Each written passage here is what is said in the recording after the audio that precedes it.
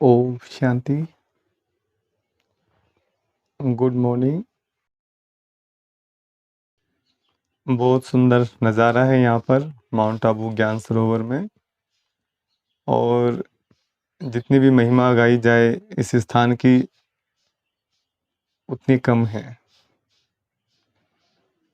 परमात्मा को निराकार कहा जाता है, और इस स्थान पर आकर के आप परमात्मा को साकार में अनुभव कर सकते हैं। और ये ऐसी पावन भूमि है, आत्मा और शरीर दोनों की सर्विस हो जाती है। आत्मा और शरीर दोनों ही पवित्रता का अनुभव करते हैं, सच्ची पवित्रता का, सच्ची शांति का। तो जिस प्रकार गाड़ी की सर्विस कराते हैं, वैसे ही आत्मा और शरीर की दोनों की सर्विस होनी बहुत ज़रूरी है। तो सभी भाई बहनें इसका पूरा लाभ लें, जो भी मनुष्य हैं, और जो भी आप जीवन में चाहते हैं। यहाँ पर आकर के आपके सभी शुभ संकल्प पूर्ण हो जाएंगे। परमात्मा उसका वायदा करते हैं। तो एक बार सभी भाई बहन जरूर यहाँ पर आएं और यहाँ की पवित्रता का, शांति का, सुख का, आनंद का, प्रेम का अनुभव करें यहाँ पर आकर के आप। और आप खुद कहेंगे यहाँ पर कि मैंने परमात्मा को पा लिया, मैंने परमात्मा का अनुभव किया है। दुनिया में लोग घूमने जाते हैं, अलग अलग स्थानों पे जाते हैं, बहुत तीर्थ स्थानों पे जाते हैं, लेकिन यहाँ पर आकर के आप सच्चे तीर्थ का अनुभव करेंगे, सच्चाई का अनुभव करेंगे, सत्य का अनुभव करेंगे। तो आइए चले परमात्मा की मुरली सुनते हैं, परमात्मा के महावाक्य सुनते हैं।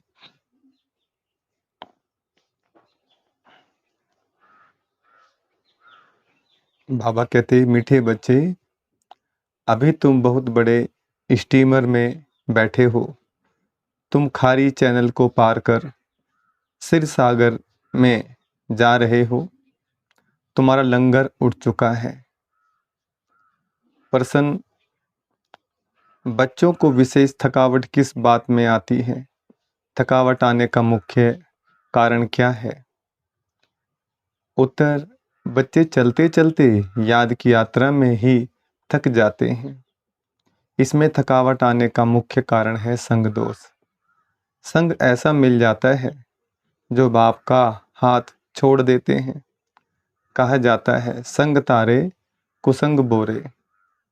संग में आकर स्टीमर से पांव नीचे उतारा तो माया कच्चा खा लेगी।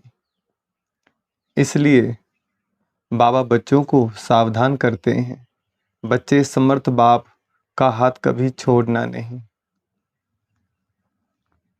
गीत। माता ओ माता तू सबकी भाग्य विधाता। ओम शांति।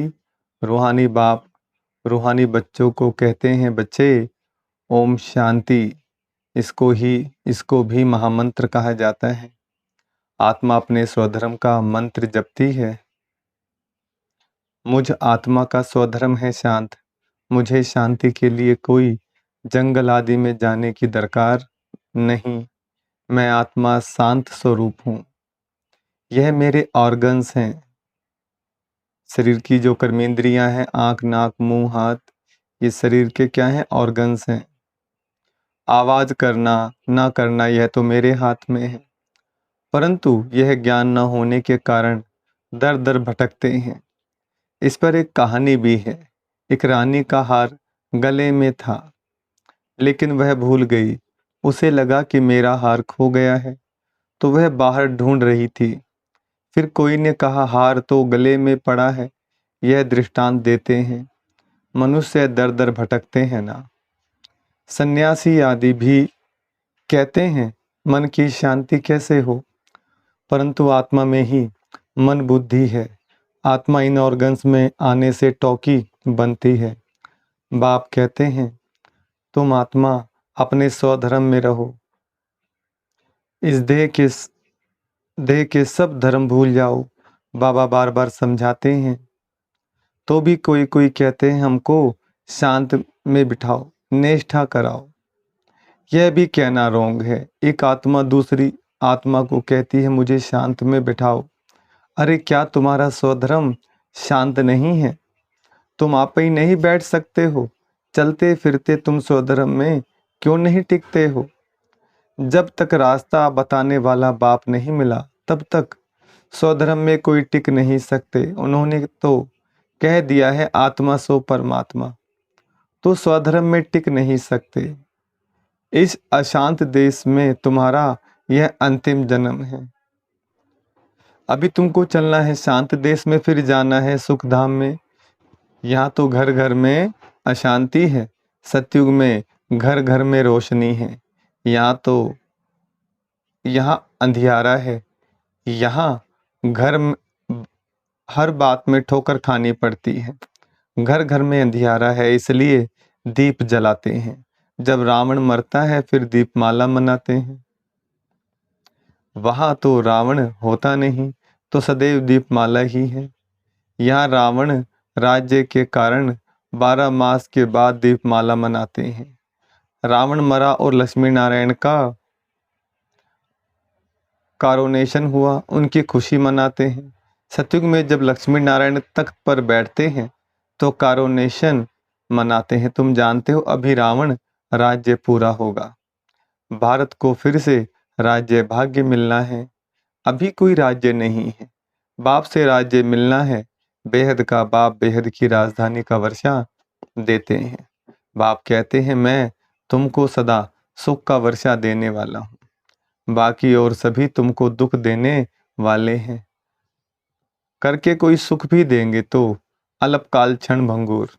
वह सुख है कागविष्टा समान। मैं तुमको इतना सुख देता हूँ जो फिर कभी दुख होगा ही नहीं। इसलिए इस देह सहित देह के संबंध रखने वालों को भूलो। यह देह और देह के संबंधी तुमको दुख देने वाले हैं, इनको छोड़ मुझ एक को याद करो। जिस प्रकार आपने देखा होगा जब शमशान घाट में अर्थी को ले जाया जाता है, उसके सगे संबंधी ही ले जाते हैं उसको शमशान घाट, शरीर को, मृत शरीर को, और दाह संस्कार मुखारविंद जो है, जो अग्नि भी दी जाती है, तो अपने ही होते हैं अग्नि देने वाले भी। तो ये रिवाज कब बना? वो देह को जलाते हैं और कहते हैं भाई वो मुक्ति के लिए हमने किया है। स्वर्गवासी हुआ मरने वाला, चाहे कर्म कैसे भी रहे, लेकिन मरने के बाद उसको कहते हैं वो स्वर्गवासी हुआ। तो परमात्मा ने ज्ञान दिया है मेरे बच्चे, रिवाज शुरू कब हुआ?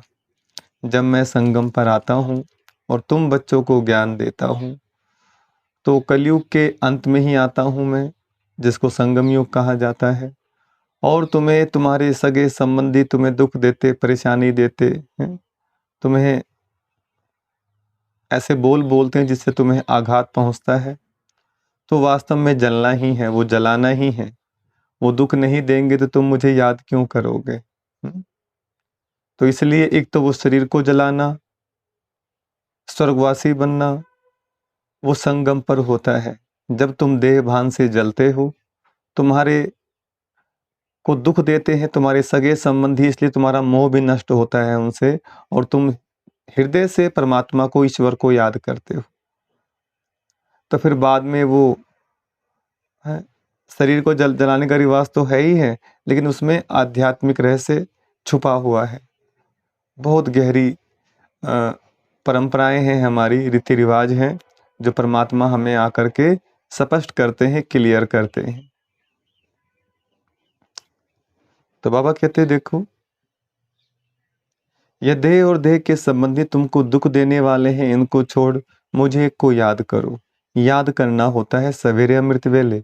भक्ति मार्ग में भी मनुष्य सवेरे उठते हैं, कोई किसकी मत पर क्या करते, कोई क्या करते हैं। बाप समझाते हैं सवेरे उठकर जितना हो सके अपने को आत्मा समझ मुझ बाप को याद करो। यह है बाप का फरमान। भक्त भगवान को याद भी करते हैं और फिर कह देते सब भगवान हैं। अभी वह समझते नहीं हैं एक दिन वह सब तुम्हारे मित्र बनेंगे। कहेंगे यह बात तो ठीक है, ईश्वर सर्वव्यापी कहना गोया अपना और भारत का बेड़ा गर्क करना है। दूसरी बात, भारत को स्वराज्य का मक्खन दिलाने वाला है बाप। उनके बदले फिर नाम रख दिया है बच्चे का। जिस श्री कृष्ण को मक्खन मिलता है तो मनुष्य समझते भारत को मक्खन दिलाने वाला श्री कृष्ण है। बाप के बदले बच्चे का नाम डाल अनर्थ कर दिया है। अब सारी दुनिया का भगवान कोई श्री कृष्ण तो हो नहीं सकता।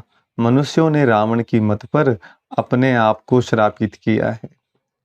बाप है खिवैया, तुम सब हो नैया। नाव गाते हैं ना, नैया मेरी पार करो, अभी तुम बैठे हो बड़े स्टीमर में। चंद्रकांत वेदांत में स्टीमर की बात है, वह भी अभी अभी का बनाया हुआ है। तुम स्टीमर में उस पार जा रहे हो, विषय सागर से अमृत अथवा सिर सागर में जाते हो। जैसे लंदन से खारी चैनल से जो स्टीमर पार करते हैं उनको इनाम मिलता है, यह फिर नरक से स्वर्ग जाना है। विषय सागर खारी है, तुम बड़े स्टीमर पर बैठे हो, तुम चल पड़े हो, लंगर उठ गया है, तुम जा रहे हो, उस पार जाना है। स्टीमर चलते चलते पोर्ट आते हैं, वहां पर कोई उतरते हैं, कोई चढ़ते हैं, कोई खान पान के पीछे जाते हैं तो रह जाते हैं। इस पर एक कहानी बनाई हुई है। कृष्ण को बटुक महाराज लिख दिया है, वह स्टीमर का कैप्टन है। फिर स्टीमर से चलते चलते कई उतर जाते हैं तो वहां माया अजगर बैठी है, महारथियों को भी हप कर खा जाती है। पढ़ाई को छोड़ देते हैं, गोया निश्चय बुद्धि ना रहे, फिर 20 सागर में गिर पड़ते हैं। तुमने देखा है पंछी मरते हैं तो फिर चींटियों का झुंड आकर उनको उठाते हैं। तो ये 5 विकारों रूपी भूत एकदम कच्चा खाकर हप कर लेते हैं। इस पर बड़ी कहानी लिखी हुई है। समझो कोई स्टीमर में बैठे हैं, गारंटी भी लिखते हैं, फोटो भी अपना भेज देते हैं, फिर अगर किसके संग में बिगड़ गए तो पढ़ाई छोड़ देंगे, फिर वह चित्र उनको वापस भेज देंगे। इस समय माया है तमो प्रधान, ईश्वर का हाथ छोड़ा तो असुर पकड़ लेंगे। ऐसे बहुत चलते चलते हाथ छोड़ उतर जाते हैं, समाचार आते हैं इनको क्रोध के भूत ने, मोह के भूत ने पकड़ लिया है। पहले तो नष्टो मोह बनना पड़े, मोह एक से रखना चाहिए। यह मेहनत, मोह की जंजीरें बहुत लगी हुई हैं, अब एक से बुद्धि योग लगाना है। जैसे मनुष्य भक्ति बैठ करते हैं तो बुद्धि धंधे तरफ, घर तरफ चली जाती है। यहाँ भी तुम्हारा ऐसे होगा, चलते चलते तुमको बच्चा याद आ जाएगा, पति याद आ जाएगा। बाप कहते हैं इन जंजीरों से बुद्धि योग हटाकर एक को याद करो। अगर अंत समय और कोई स्मृति आई तो अंतकाल जो पति सिमरे, पिछाड़ी में सिवाय शिव बाबा के और कोई याद ना आए, ऐसा अभ्यास डालना है। सवेरे उठ बाप को याद करो, बाबा हम आपके पास आए हैं, जरूर हम स्वर्ग के मालिक बनेंगे। बाप और वर्षे को अर्थात अलफ और बे को याद करना है। अलफ अल्लाह है, बे बादशाही, आत्मा बिंदी है। यहाँ मनुष्य टीका लगाते हैं तो कोई बिंदी लगाते हैं, कोई लंबा तिलक लगाते हैं, कोई क्राउन मुआफिक करते हैं, कोई छोटा स्टार लगा देते हैं,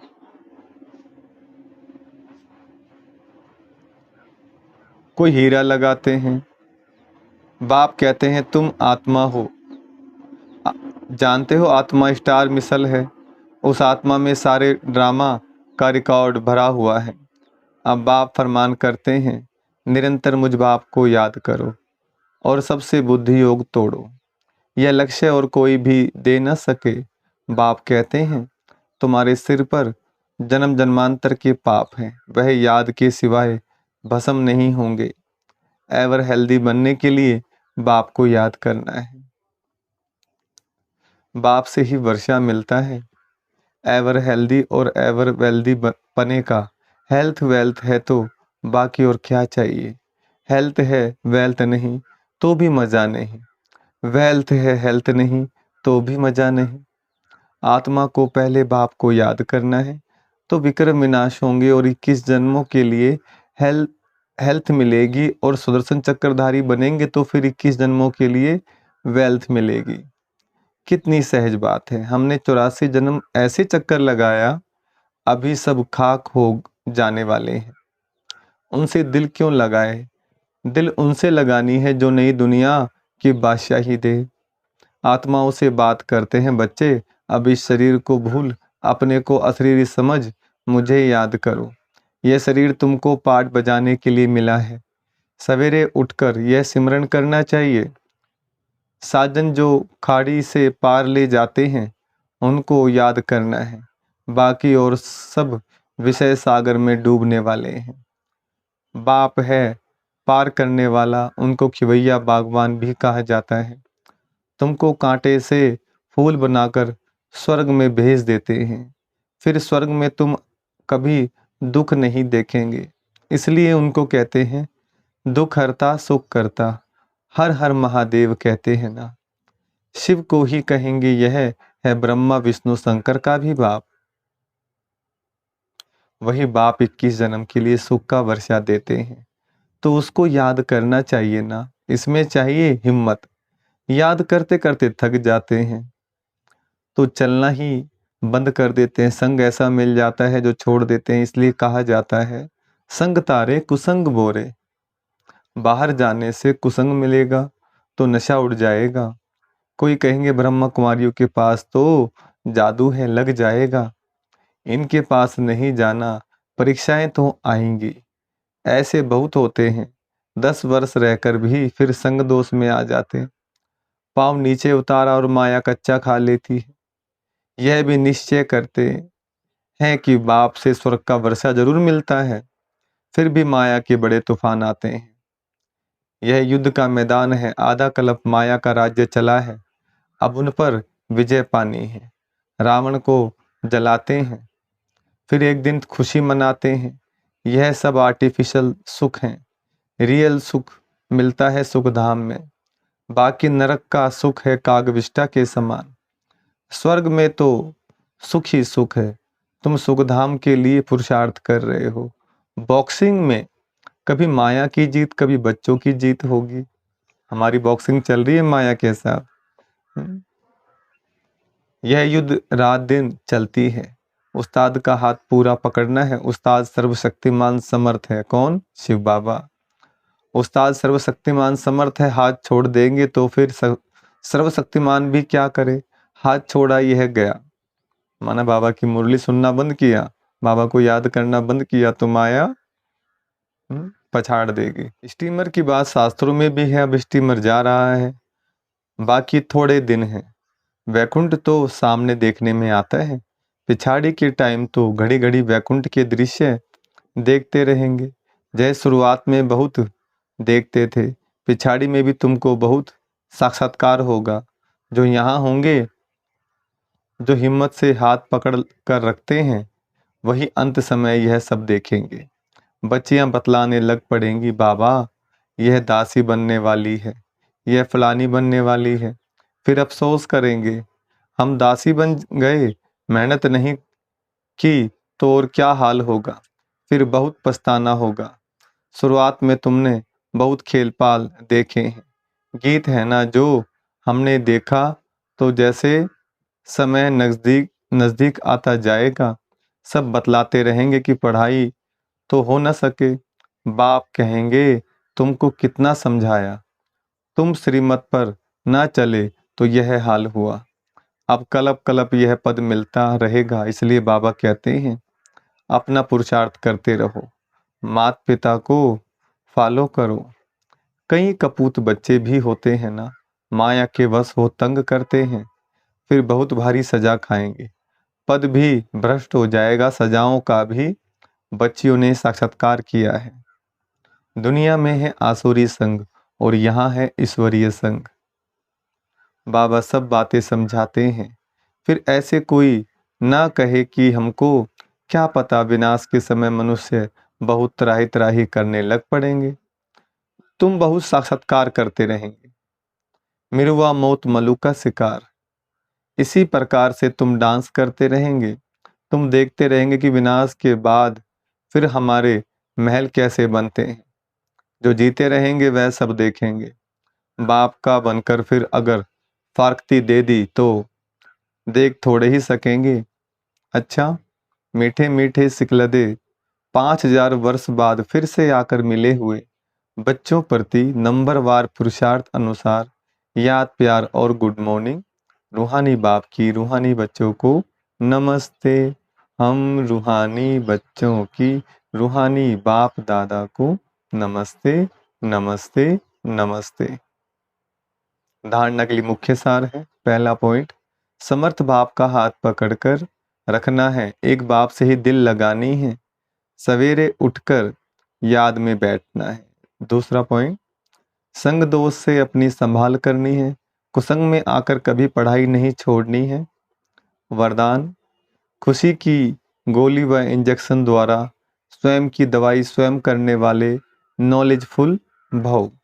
वरदान का विस्तार, ब्राह्मण बच्चे अपनी बीमारी की दवाई स्वयं ही कर लेते हैं। खुशी की खुराक सेकंड में असर करने वाली दवाई है। जैसे डॉक्टर्स पावरफुल इंजेक्शन लगा देते हैं तो चेंज हो जाते, ऐसे ब्राह्मण स्वयं ही स्वयं को खुशी की गोली दे देते व खुशी का इंजेक्शन लगा देते तो बीमारी का रूप बदल जाता। नॉलेज की लाइट मास्टर शरीर को नॉलेज की लाइट माइट शरीर को भी चलाने में बहुत मदद देती है। कोई भी बीमारी आदि आती है तो यह भी बुद्धि को रेस्ट देने का साधन है। स्लोगन, जो मन की एकाग्रता द्वारा सर्व सिद्धियां प्राप्त कर लेते हैं वही सिद्धि स्वरूप बनते हैं। अच्छा, ओम शांति।